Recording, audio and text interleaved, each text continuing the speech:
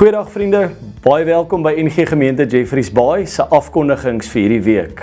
Ons wil elke vrou graag uitnooi na die 11de Februarie vir die algemene vroue geleentheid by die Kompleks Campus om 9:30. Ek is Embry. Ons het 'n vroue geleentheid die 11de Februarie 9:30 by die Kompleks. Ek gaan gesels oor voetspore van genade. Ons is as instrument gebruik om die wêreld verstom te laat en ons steeds in verwondering. Kom luister na my getuienis. Kom geniet 'n heerlike oggend saam met ons in Penkofrooi.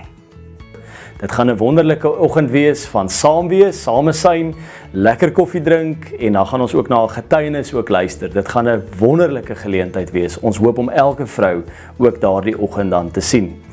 Dan ons Njati bouspan gaan die 22ste Februarie na Njati toe en ons vra nou al julle voorbidding wat die voorbereiding gaan doen vir ons uitreik wat ook later in hierdie jaar is. Indien jy graag meer wil weet of graag wil saamgaan op hierdie geleentheid, kontak asseblief vir Nardus.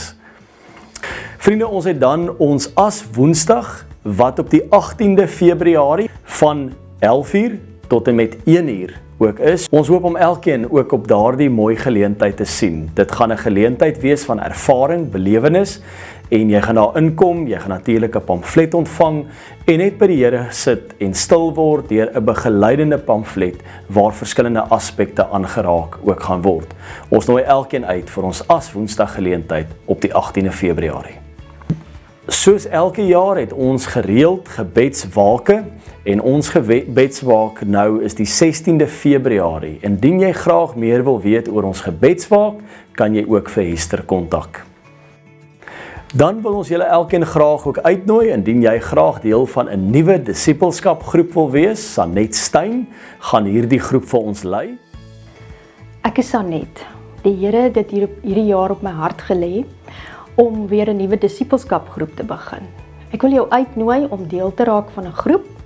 As jy meer inligting hieromtrent wil hê, WhatsApp my of kontak my met die nommer wat hieronder sal verskyn. Kom reis saam met medegelowiges terwyl God se Gees ons verander en vernuwe. Mag hierdie Sondag vir elkeen van julle baie geseënd wees. Ons wil graag vir elke onderwyser ook sê wat hier is, mag jy hierdie erediens geniet en mag jy iets van die Here se nabyheid en sy liefde ook ervaar. Ons waardeer vir jou.